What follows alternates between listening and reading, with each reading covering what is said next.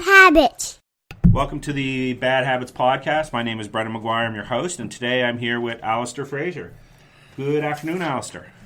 Good afternoon to you, too. So is it okay for me to say that you're autistic?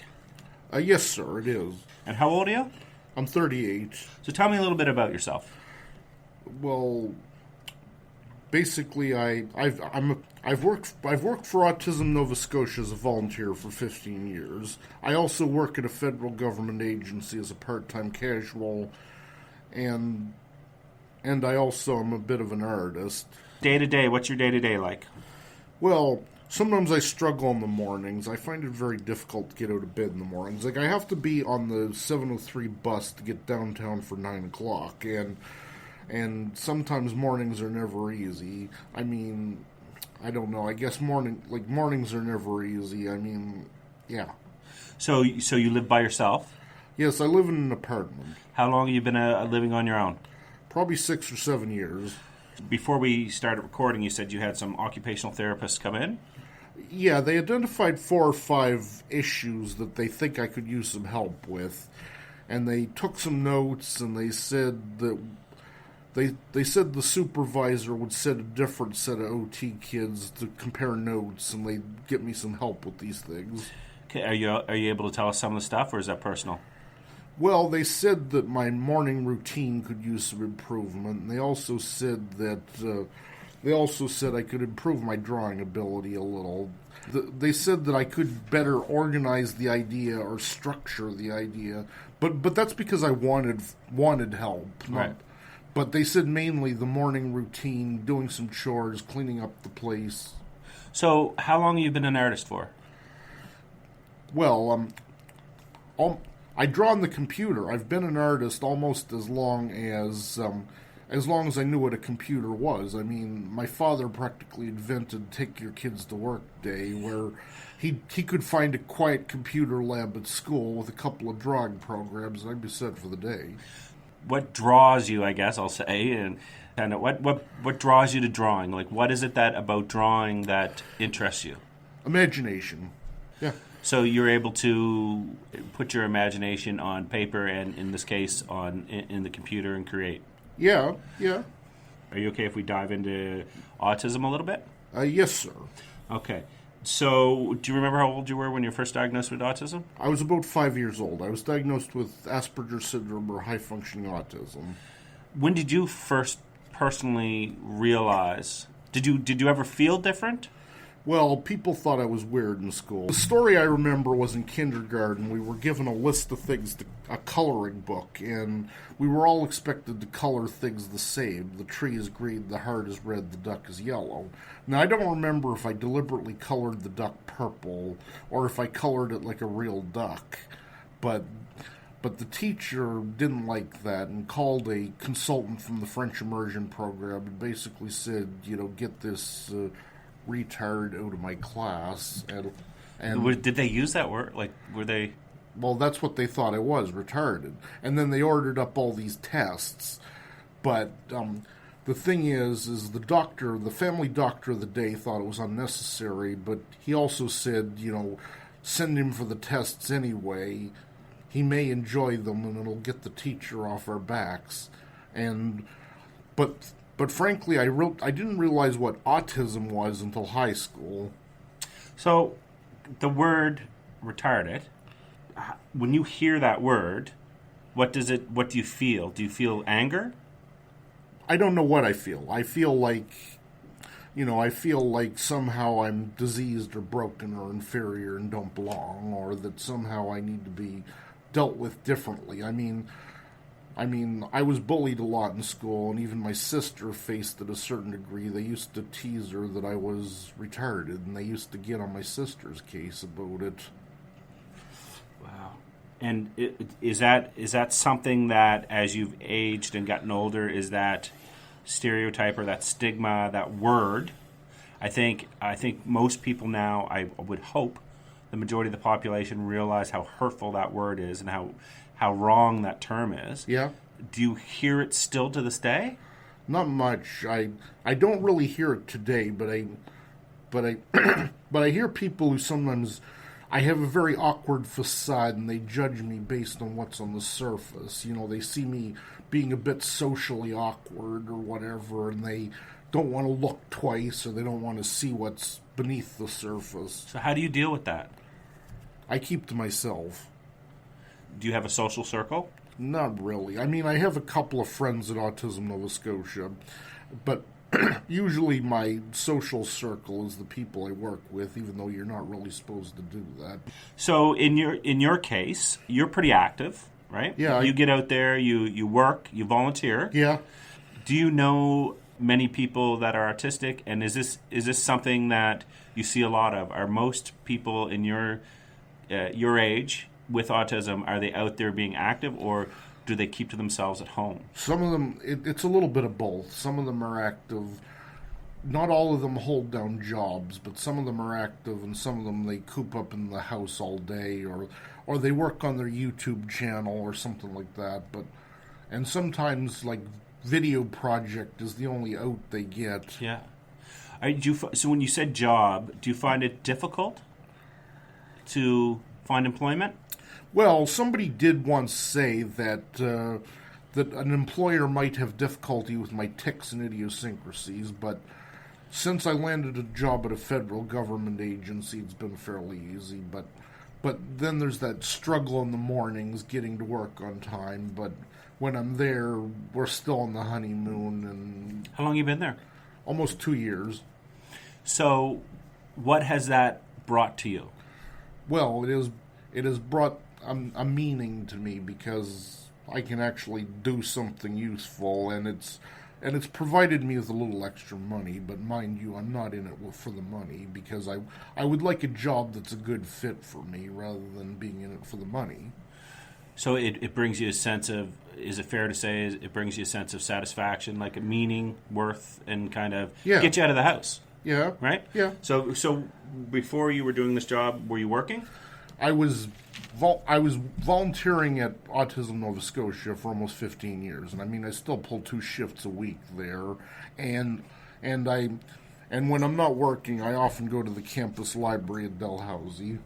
So you stay fairly busy. Yeah. So, in your opinion, what is it like? Help listeners understand what it's like living with autism. Like, what goes on inside you?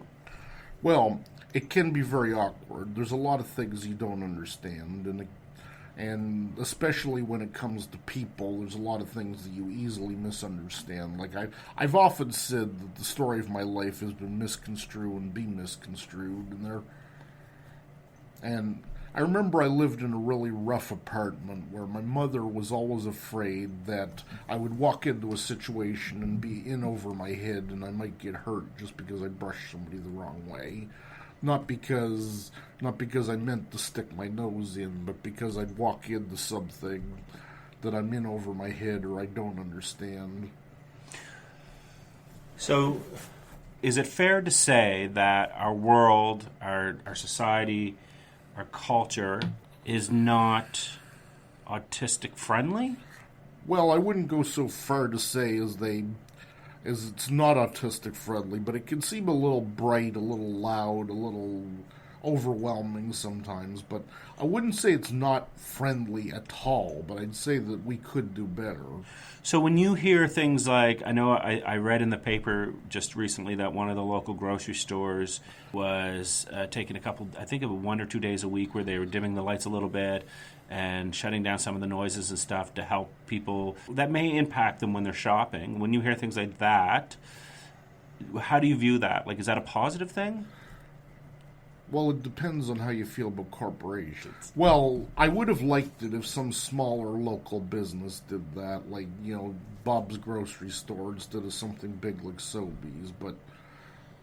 But like, if you're going to Sobeys, I mean, I can usually handle a grocery store just fine. Like my mom and I don't necessarily go to Sobeys. Like, Mom picks up a few things at Sobeys, but we go over to No Frills, and it's usually okay in that. But so, are you good with crowds? Yes and no. Tell me about that. Usually if I'm looking for something to eat, say, and I wander into McDonald's and it's lined up right out the door, I'm going to back out. It's not the noise, it's just that you don't want... it's just the big crowd, and Right. I mean, sometimes I get frustrated at really crowded buses, too. And in September, with the university kids back, sometimes the run heading home from the Dell Library can be a little crowded. What do you think are some of the misconceptions? We touched, obviously, some of the hurtful words that people have said in the past, but as an adult, what do you think some of the misconceptions are around autism and around who you are? Some of the misconceptions would be that they see what's on the surface, and I might act awkward, or I might act guilty, or I might act, or that I may talk to myself, or I may, have other little tics like that, and that they judge that rather than looking beneath what's, sometimes I like, if I go into some place to get something to eat, or I get in a bus, I might want to sit in a corner by myself, or, So tell me what's the difference between what people see and what they don't see with you? Well, that's a tough question. But, what they see is on the surface. What do you think they see? Well, they see somebody who's awkward, full of tics, talks to himself, he's, or they see, somebody who might even be a little weird. Obviously, I know your father quite well, and Yeah. I've known you for a while. I can tell you that our first official correspondence, what you came across, to me, I think was via email, do you remember? Yeah. Was extremely intelligent. Well, So your arguments were very well written, points were really very well done. Are you able to do you find that you when things like that in your art you're able to focus quite well? Well, sometimes I can't focus, but my arguments being well made, it can be a blade that cuts both ways, because all through school it would happen that I'd say something and people would be like, does anybody speak English around here? And I mean, and I also found that with the video project through Autism Nova Scotia, I wrote a script for them because I was asked to make something of the script, and then somebody would look at the line in the script and say, well, what does that mean?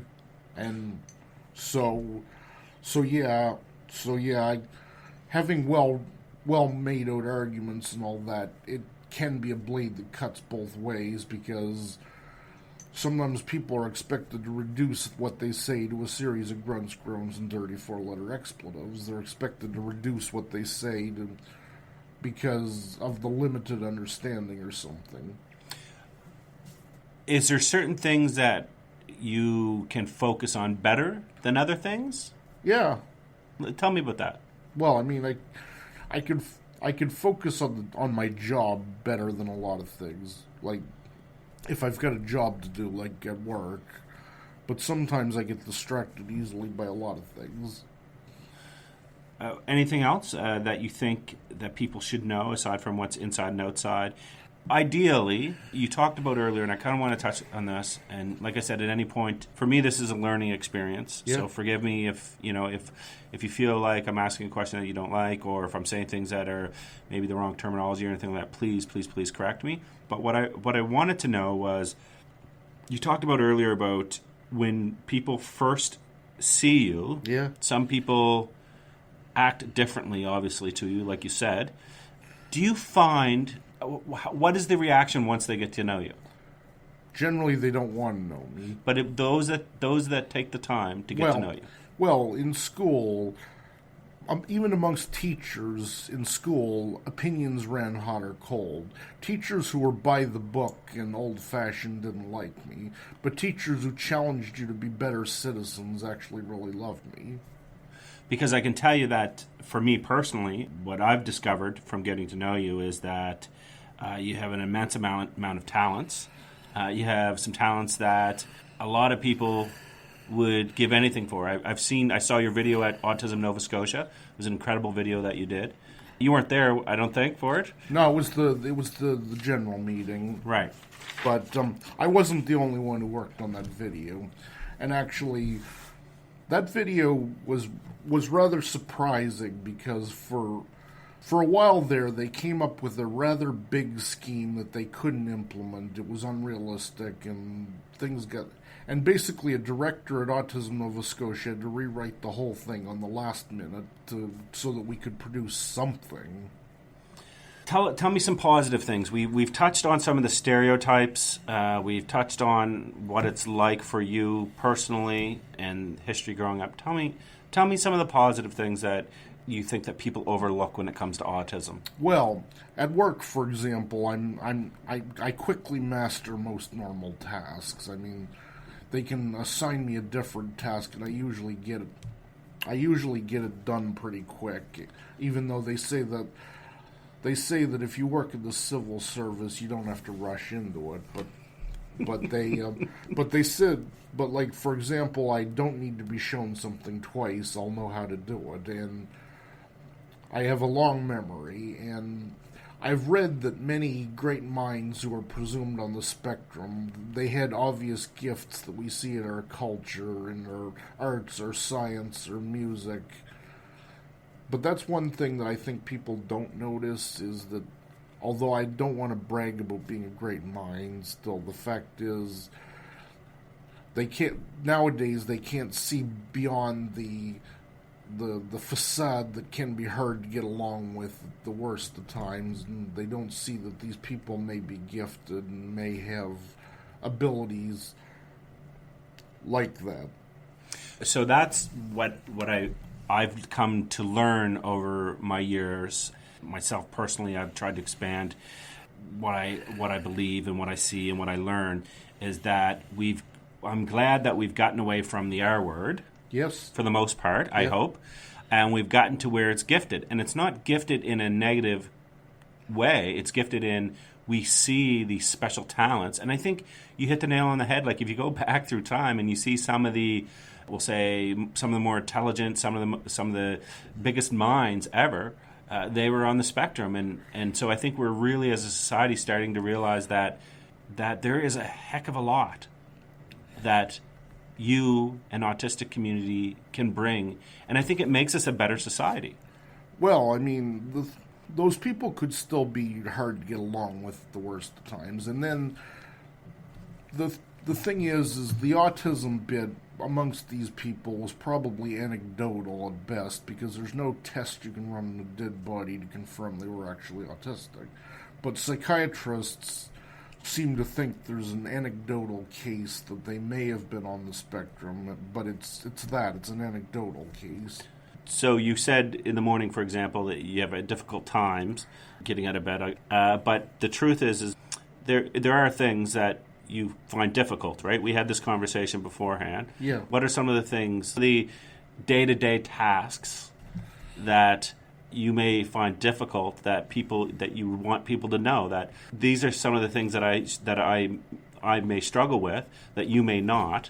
So please have some patience. Well, sometimes I don't handle tedious, repetitive tasks very well.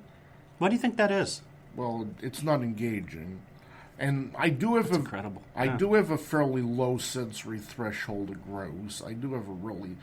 What do you mean by that? Well, like, for example, I can't eat certain things like Jell-O or cooked cheese or chewing gum. And actually, I'm not gonna... Those macaroni and cheese microwave dinners, they drive me crazy. I remember somebody at the Autism Center was cooking one of those, and the place just reeked. And I'm thinking, breathe through your ears, because I mean, it was just. So you're sensitive to smells? I'm sensitive to slimy textures or smells, or like smells, slimy textures. Sometimes bright lights. We'll wrap this up in a few minutes. I think I could do this all day. I find this fascinating. I find it fascinating that... do you think that people's perception of autism, Asperger's, do you think that people have a better understanding, like society in general have a better understanding? Like, you were diagnosed when you were 5. You're now in your 30s. Yes. Do you feel as a society we've become more aware or accepting? Or do you think that...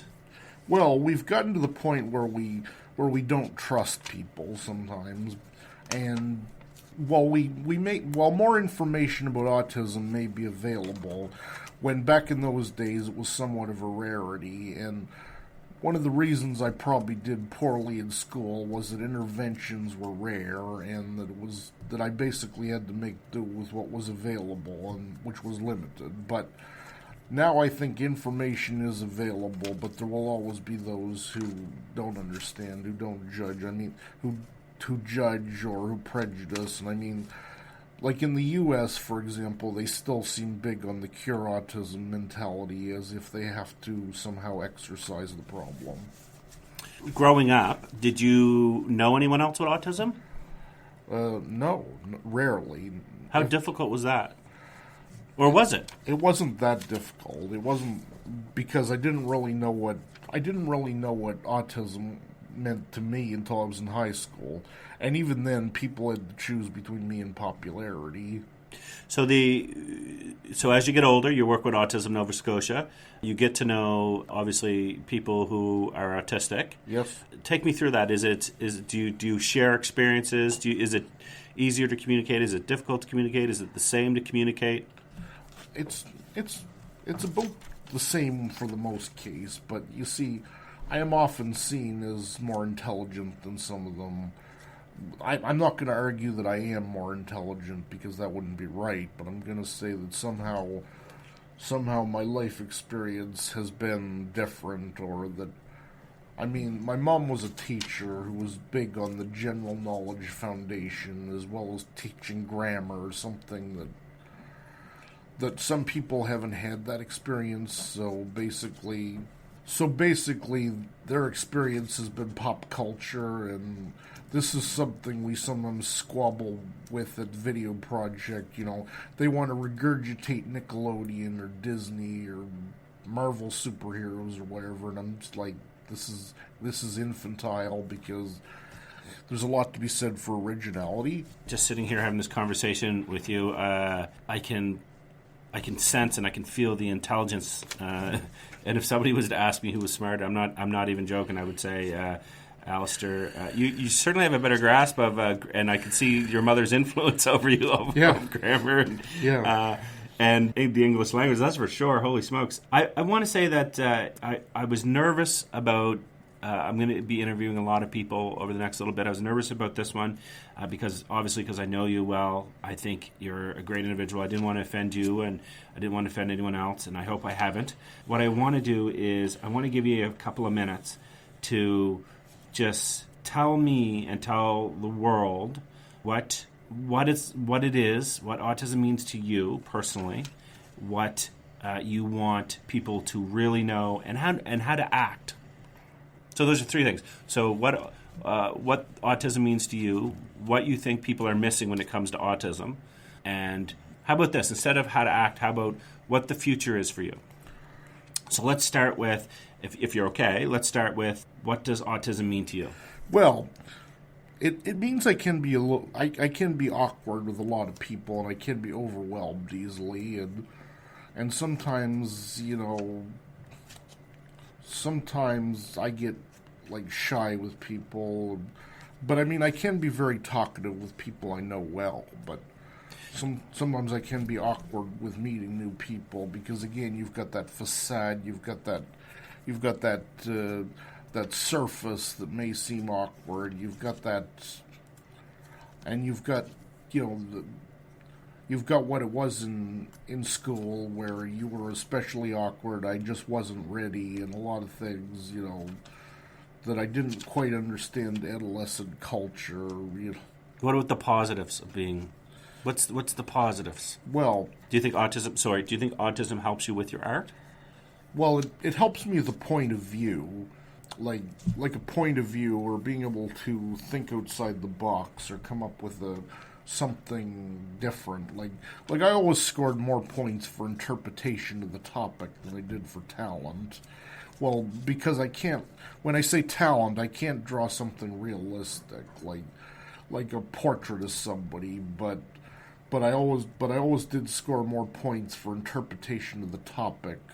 So what is it that you want people to know? You're not just yourself, but the autistic community. Well, In other words, to look twice. In other words, Yeah.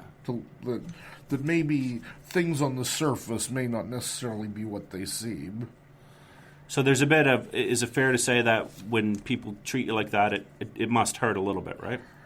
Well, sometimes in school I brought it on myself. I mean, I was different to a certain degree. I mean... That's not bringing it on yourself. Let's be honest. Everybody's different and awkward in school. I mean, school can be tough, but what's the future for Allistar? Well, I still want to design computer games, but the thing is the future for me, I don't think I can see that far ahead, but the future for me would be, I wouldn't want to be cured, that's for sure, because that would just throw out the baby with the bathwater. I wouldn't want to be, but I'll have to take the future one day at a time. You going to go to school? You going to go back to school to learn computer programming, or is that something you can do online? Or I actually tried to do raw machine language back in high school. I tried to learn C++. And how'd that go? Oh, how did that go? I flunked out of it because the syntax made no sense, and I wasn't learning what I wanted to learn. Like, I learned that game designing is not advanced machine language. It's a different branch of the language they don't teach. Like, I can remember in the early days when game designing, you had to know somebody who did it to get your foot through the door. You couldn't just pick it up, and it was sort of like this secret that nobody was willing to tell you. I want to thank you, Allistar. I know you got. It's Friday. You probably want to be home to relax. Maybe play some video games. You play video games? Occasionally. What yeah. game do you play? Well, I have different. Like I have an extensive collection of vintage Game Boy games. And my son and I started playing Dragon Warrior 1. Do you remember that for the Nintendo? I was never big on RPGs, actually. Okay. Too many statistics. I tried to play Secret of Mana once, but the problem was the enemy could hit you when you're down, and there's nothing you could do about it. Frustrating. That, and you got lost easily. So, I mean, I tried to play Secret of Mana once, but I find with RPGs there's just too many statistics. So what kind of games do you like to play? Well, like I said, I like those vintage Game Boy games. Okay. So I want to thank you. Is there anything else you want to say, or? No, I'm fine. So I want to thank you for your time. It's been incredible. It's been an honor. I mean that. It's been an honor to sit here and talk to you at such a personal level. And it has been really eye-opening for me. And I thank you, my friend. Okay, then. Okay.